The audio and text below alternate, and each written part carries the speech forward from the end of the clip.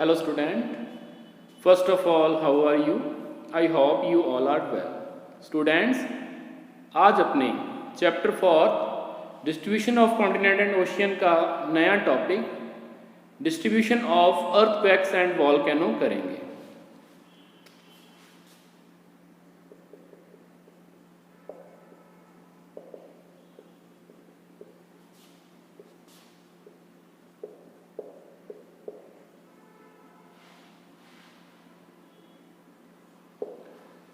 Earthquake और volcano का distribution समझने के लिए अपने वर्ल्ड मैप बनाते हैं, जिसमें आप लोग देखोगे कि इसमें अर्थक्वेक और वॉल्केनो कहाँ कहाँ मिलेगा। मीनिंग कि एक तो शैलो डेप्थ अर्थक्वेक और एक डीप डेप्थ अर्थक्वेक, ठीक है। फिर आपके वॉल्केनिक हॉटस्पॉट आ जाएंगे और वॉल्केनिक इरप्शन कहाँ कहाँ पे होता है वो सारा जोन आ जाएगा। इसमें एक चीज़ का ध्यान रखना, आपको एक बार पहले भी बता देते हैं कि जो शैलो डेप्थ आपका अर्थक्वेक है, ठीक है, वो कहाँ पे होगा। मेनली यहाँ पे डाइवर्जन प्लेट बाउंड्री होंगी, दो प्लेटें एक दूसरे से दूर हट रही होंगी। और जो डीप डेप्थ अर्थक्वेक है वो कहाँ पे होगा, यहाँ पे दो प्लेट बाउंड्री जो हैं वो या दो प्लेट्स मर्ज हो रही होंगी या वहाँ पे कन्वर्जेड प्लेट बाउंड्रीज मिलेंगी। तो वर्ल्ड मैप के साथ साथ आपको थोड़ा सा ध्यान उन प्लेट बाउंड्रीज का भी होना चाहिए कि कहाँ कहाँ पे कन्वर्जेड प्लेट बाउंड्रीज हैं और कहाँ कहाँ पे डाइवर्जेंट प्लेट बाउंड्रीज हैं, उनके बारे में भी थोड़ा सा नॉलेज होना चाहिए। तो इसका डिस्ट्रीब्यूशन बताने के लिए अपने को मैप की ही हेल्प लेनी पड़ेगी।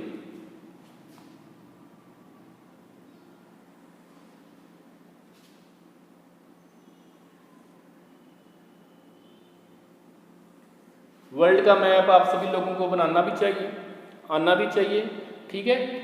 इसे बनाने का सिंपल तरीका, अपने सिंपल जो इसके अपने कह दें कि जो कर्व है वो बनाते हैं, अपने को लगे कि हाँ ये वर्ल्ड का मैप है। इसके लिए भी अपने टेक्निकल यूज़ करते हैं फैक्ट, जिसमें ये जो तीन लाइंस बनाई हुई हैं, इसमें सेंटर वाली लाइन इक्वेटर है, ट्रॉपिक ऑफ कैंसर और ट्रॉपिक ऑफ कैप्रिकॉर्न, और ये लाइन आपकी GMT 0 डिग्री की ग्रीनविच लाइन आ जाएगी। तो इसकी हेल्प से मैप आसानी से बन जाता है।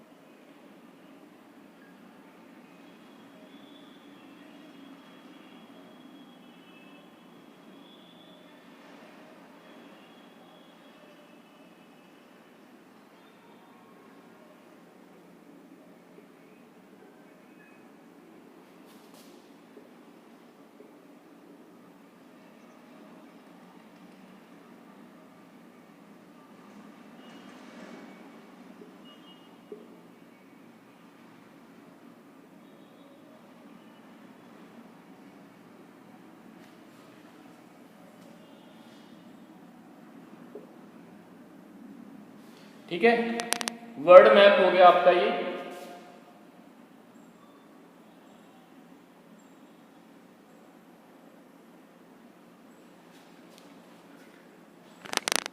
इसमें ये Europe, Asia, Africa, Australia, north America, south America और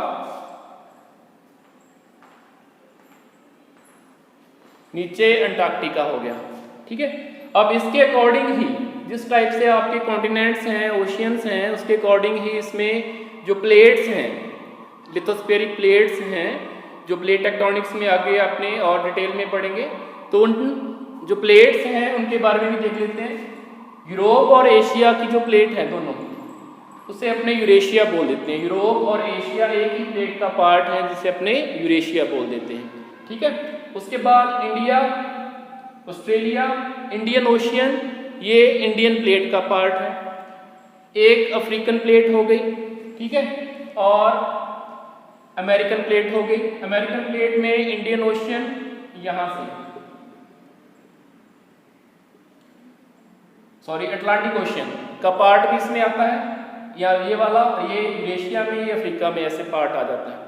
और उसके बाद जो पैसिफिक ओशियन प्लेट है या पैसिफिक प्लेट जिसे कह देते हैं, ये सारे का सारा जो पैसिफिक ओशियन है इधर वाला,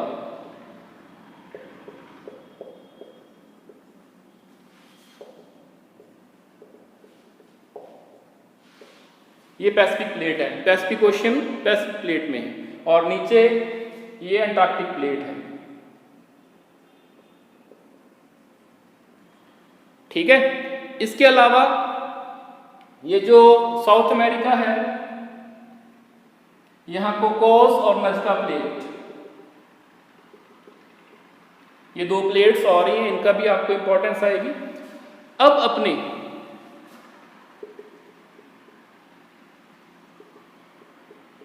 एक प्लेट अपने ऐसे डिवाइड कर दें, ठीक है, तो ये अंटार्कटिक प्लेट भी ऐसे बना दें, ऐसे हो गया, ये अंटार्कटिक प्लेट हो गई। तो इसके अकॉर्डिंग ही जो आपका distribution of earthquake and volcano है वो आएगा। अब इसमें कुछ प्लेट बाउंड्रीज तो डाइवर्जेंट होगी, कुछ कन्वर्जेंट होगी। डाइवर्जेंट के लिए अपने साइन यूज करेंगे,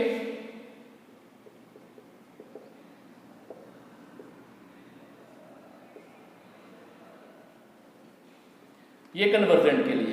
अब डाइवर्जेंट कहाँ कहाँ है, मतलब दूर प्लेटें कहाँ कहाँ में होती है,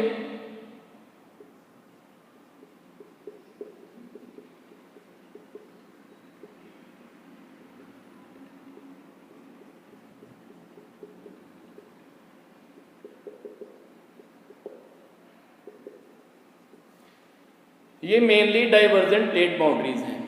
और कन्वर्जेंट प्लेट बाउंड्रीज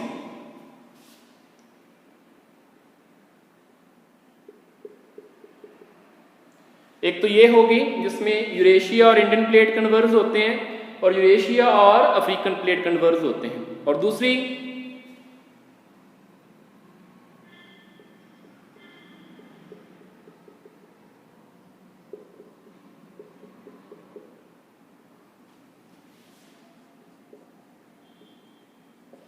ये पैसिफिक ओशियन, इसका अमेरिका के साथ, ठीक है, और इधर इंडियन प्लेट और सॉरी यूरेशियन प्लेट और इंडियन प्लेट के साथ इसका कन्वर्जेंस होता है। इस चीज़ का ध्यान रखना।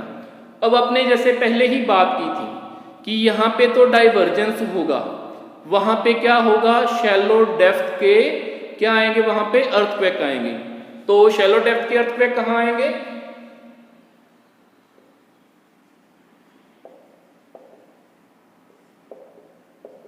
इसको अपने एसडी से लिखेंगे, ये शैलो डेप्थ के।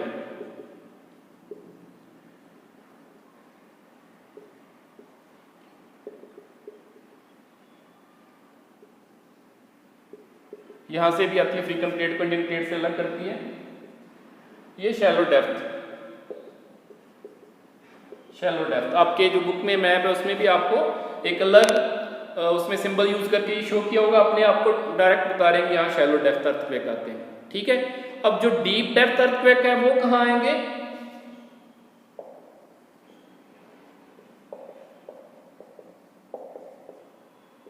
उसके लिए अपने डीटी वर्ड यूज कर लें।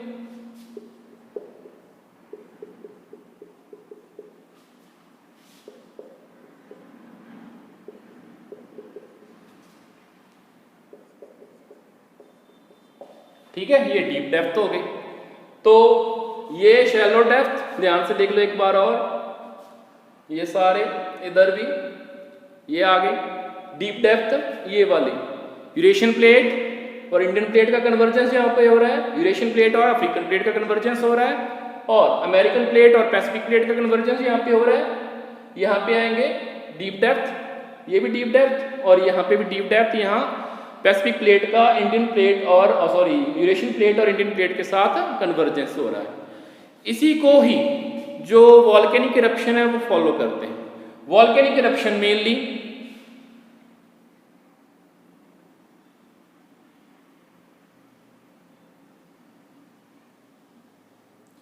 ये वाले जो अपने मिड अटलांटिक रिज है इसके साथ साथ, क्योंकि यहाँ पे दो प्लेट का डाइवर्जेंस होता है, दो प्लेटें दूर हटती हैं, तो यहाँ से वॉल्केनिक इरप्शन कंटिन्यूसली होता रहता है।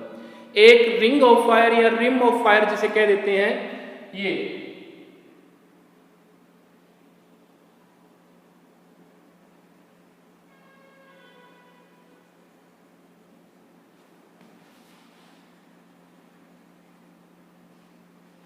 ये वाला रीजन जो पैसिफिक प्लेट और अमेरिकन प्लेट को कन्वर्जेंस जोन है, और पैसिफिक प्लेट और यूरेशियन और इंडियन प्लेट का कन्वर्जेंस जोन है, वहां पे रिंग ऑफ फायर है, वहां पे बहुत सारे एक्टिव वॉल्केनोज पाए जाते हैं।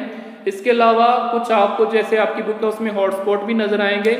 हॉटस्पॉट का मतलब क्या होगा वहां पे कि यहाँ पे जैसे हवाई आइलैंड है, यहाँ पे हवाई आइलैंड हो गया, ग्लास पेगोस हो गया, ये इंडोनेशिया वाला रीजन हो गया, यहाँ पे वॉल्केनिक एक्टिविटी बहुत ज़्यादा होती है, यहाँ पे बहुत ज़्यादा एक्टिव टाइप के वॉल्केनो जो है वो आपको मिलते हैं। ठीक है, एक बार अपने अर्थक्वेक और वॉल्केनो को थोड़ा सा और रिवाइज कर लें, आप इसमें कंफ्यूज ना हो जाओ। मैंने जैसे आपको बता दिया कि यहाँ पे दो प्लेट्स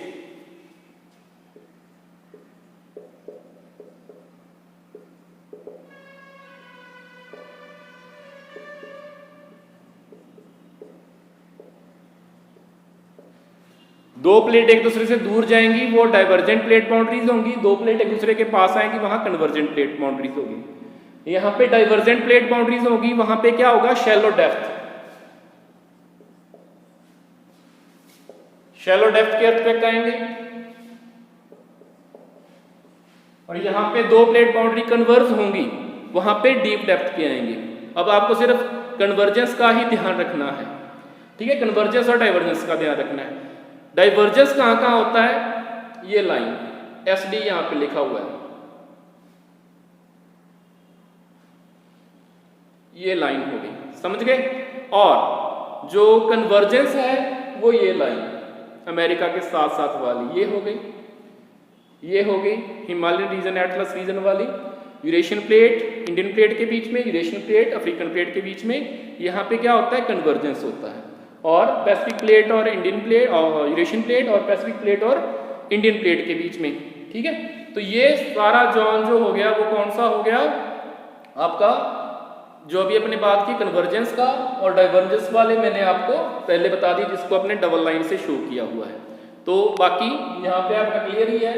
शैलो डेप्थ कहाँ आएंगे, डाइवर्जेंस प्लेट बाउंड्रीज के ऊपर, और डीप डेप्थ कहाँ आएंगे, कन्वर्जेंस प्लेट बाउंड्रीज के ऊपर।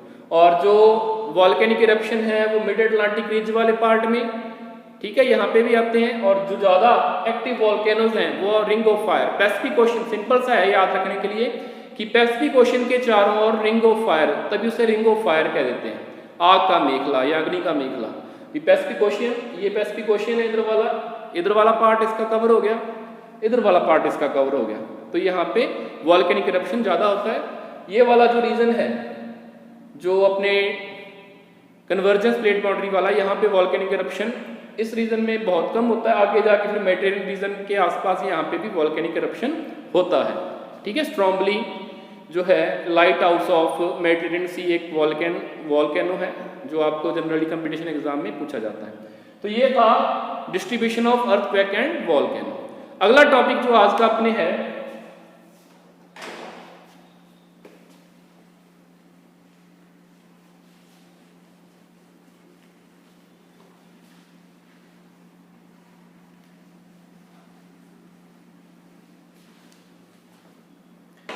Sea floor spreading.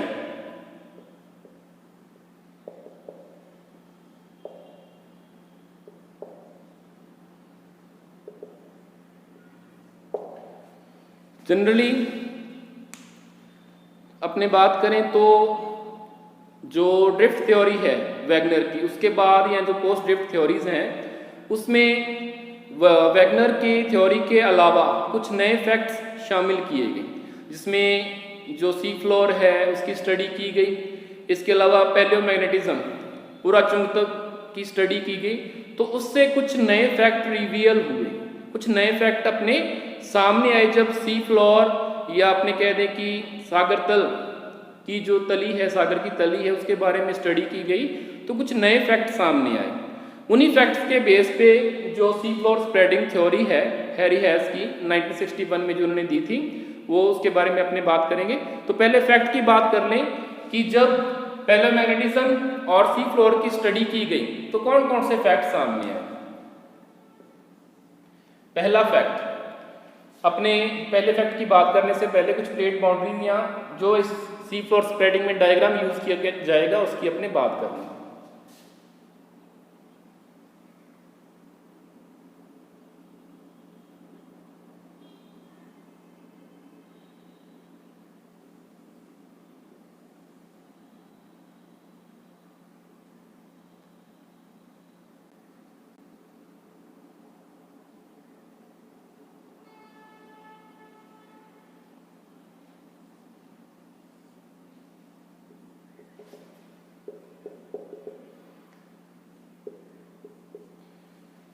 प्लेट्स हैं, ये लिथोस्फेरिक प्लेट्स हैं,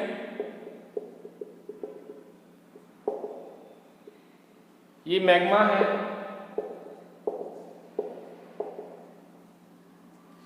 ये यहां से दो प्लेटें दूर हट रही हैं, आपको भी बताया जैसे।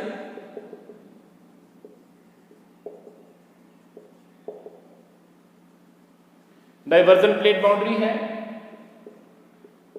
दो प्लेटें यहां पे कन्वर्ज हो रही है, मिल रही है आपस में, या उसके नीचे जा रही है उसे अपने।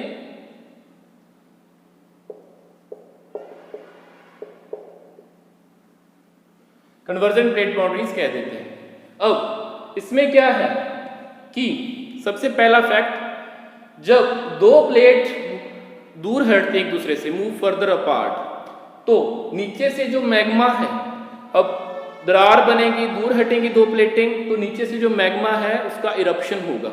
ठीक है, मैग्मा इरप्ट होकर यहाँ पे बाहर आएगा, यहाँ पे वॉल्केनिक इरप्शन होगा।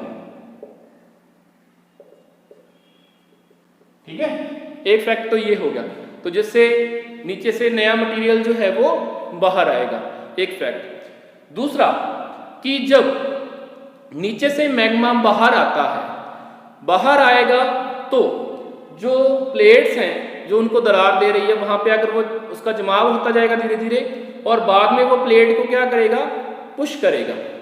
ठीक है, प्लेट को पुश करता है। और दूसरा, जैसे जैसे मैग्मा आपका बाहर आता जाएगा, वो उसके साथ इसका जमाव होता जाएगा।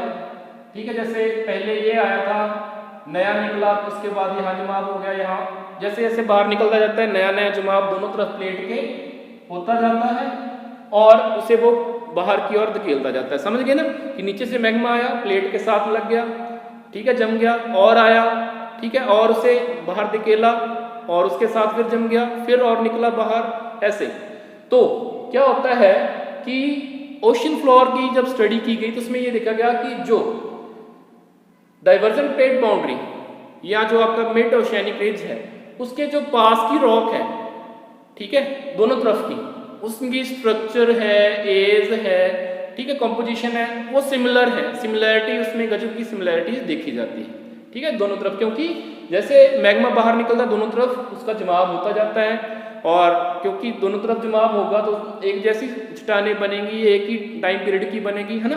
तो ये देखा जाता है। तो इससे एक चीज और रिवील होती है कि जो ओशियन क्रस्ट है वो कॉन्टिनेंटल क्रस्ट के कंपैरिजन में बहुत नई है, क्योंकि कंटिन्यूसली उसकी फॉर्मेशन काफ़ी बाद में हुई है, उसकी फॉर्मेशन कंटिन्यूसली हो रही है, नई अपने कह दें ओशियानिक क्रस्ट की फॉर्मेशन होती रहती है। तो कोई भी ओशियानिक क्रस्ट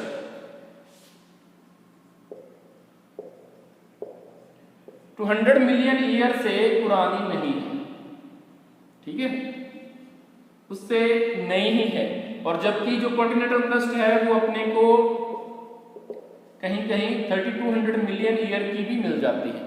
तो ये एक फैक्ट ये भी है इसमें। एक तो ये आ गया कि यहाँ पे डाइवर्जेंट प्लेट बाउंड्रीज होती है, वॉल्केनिक इरप्शन होता है, वॉल्केनिक इरप्शन होता है। सेकंड पॉइंट पे अपनी ये बात की कि वो उसे बाहर की ओर धकेलता है और नई जो वॉल्केनिक इरप्शन है या नया जो रॉक फॉर्मेशन होती है वो उसके साथ साथ मिड ओशियानिक रिज के साथ साथ यहाँ डाइवर्जेंट प्लेट बाउंड्रीज होती है उसके साथ साथ होती रहती है।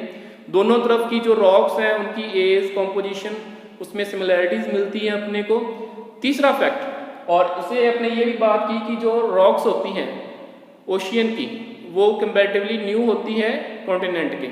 200 मिलियन साल से पुरानी कोई आपको ओशियानिक क्रस्ट रॉक नहीं मिलेगी और जो कॉन्टिनेंटल है वो 3200 मिलियन पुरानी भी आपको मिल जाएगी। तीसरी बात कि जब ये इसे पुश करता है निर्माण होता है नई चट्टानों का, तो इसका ये मतलब नहीं है कि अगर एक प्लेट का निर्माण हो रहा और वो बढ़ रही है तो उसका इम्पैक्ट दूसरी प्लेट के ऊपर, या जैसे मान लो कॉन्टिनेंटल प्लेट बनकर बढ़ रही है तो वो जो ओशियन प्लेट है उसके ऊपर इफेक्ट डालेगी, उसका संकुचन होगा, वो श्रिंक हो जाएगी। ऐसा नहीं होता। होता क्या है कि यहाँ तो जैसे दो प्लेट बाउंड्रीज बढ़ती गई, बनती गई, नहीं बनती जा रही है, तो यहाँ पे क्या हो रहा है, कंस्ट्रक्शन हो रहा है। दूसरी साइड ये डाइवर्जेंट पे होता है, यहाँ पे कन्वर्जेंट होता है, वहां पे क्या होता है, सबडक्शन, या उसे कह लो डिस्ट्रक्शन। दो प्लेट यहाँ पे कन्वर्ज होती है, आपस में मिलती है, वहां पे जो हैवी प्लेट होती है उसका सबडक्शन हो जाता है, वो नीचे धंस जाती है, और जो कॉन्टिनेंटल प्लेट है वो ऊपर रह जाती है। ओशियानिक प्लेट जनरली हैवी होती है तो वो नीचे धंस जाती है, कॉन्टिनेंटल ऊपर रह जाती है। तो यहाँ जो जिसका निर्माण हो रहा है एक तरफ से, वो यहाँ आकर उसका क्या हो रहा है, विनाश हो रहा है। अपने कह दें सबडक्शन हो रहा है, नीचे जाती है, नीचे गर्मी से जो रॉक होती है वो पिघल जाती है, फिर मैग्मा में कन्वर्ट हो जाती है, फिर मैग्मा यहाँ पे बाहर इरप्ट होता है, नई रॉक की फॉर्मेशन करता है, इसके साथ साथ इसकी नई क्रस्ट की फॉर्मेशन करता है, फिर वो इधर आकर सबडक्ट होती है, डिस्ट्रक्ट होती है। तो ये प्रोसेस चलता रहता है ऐसे कि नई ओशियानिक क्रस्ट बनती रहती है। इसी वजह से अपने कह सकते हैं कि कोई भी ओशियानिक क्रस्ट जो है वो 200 मिलियन ईयर एगो से बाद में ही बनी हुई है, उससे ज़्यादा पुरानी नहीं है। एक चीज़ और भी देखी गई ओशियन फ्लोर की स्टडी के दौरान, देखा क्या गया कि जो ओशियन क्रस्ट है, ओशियन फ्लोर है, उसके ऊपर जो भी सेडिमेंटेशन है वो बहुत थिन टाइप का है, थिन लेयर टाइप का है। अगर वहाँ की रॉक अगर बहुत ज़्यादा पुरानी होती तो वहाँ पे लेयर बाय लेयर काफ़ी थिक डिपोजिशन मिलना था, लेकिन वहाँ पे बहुत थिन डिपोजिशन मिलता है। इससे भी ये अंदाज़ा लगाया जा सकता है कि जो ओशियानिक क्रस्ट है, ओशियानिक फ्लोर है या ओशियानिक क्रस्ट है, वो 200 मिलियन साल से पुरानी नहीं है। तो हैरी हैस ने इन विशेषताओं के आधार पर या इन तथ्यों फैक्ट के आधार पर, ठीक है, और उसने पैलेओमैग्नेटिज्म के आधार पर क्या किया कि एक सी फ्लोर स्प्रेडिंग की थ्योरी दी। वो सी फ्लोर स्प्रेडिंग की थ्योरी क्या है, जैसे इससे पहले भी अपने इसके बेस पे अपने बात कर चुके हैं। सी फ्लोर स्प्रेडिंग का मतलब वही ये वाली बात कि